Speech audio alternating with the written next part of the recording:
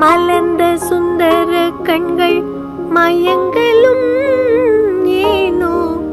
மதுரைக்கும் திருநாவு வறண்டதும் ஏனோ, தளர்ந்திட திரு கைகள் துவண்டதும் ஏனோ,